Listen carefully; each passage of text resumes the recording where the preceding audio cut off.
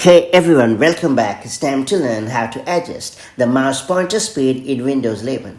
Are you looking for a way to fine-tune your mouse pointer speed on Windows 11? If the answer is yes, adjusting the pointer speed can make navigation smoother. So whether you are speeding things up or slowing them down, here is a quick guide to help you adjust it. That's it. Let's get started. So first up, you have to hit the Start button and then choose the Settings tab. And then you have to choose Bluetooth and Devices option in the left sidebar.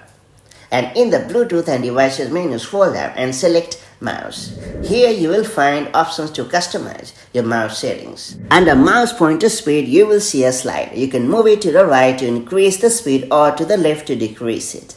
Adjust until you are comfortable with the speed. The changes take effect immediately, so you can test as you adjust it.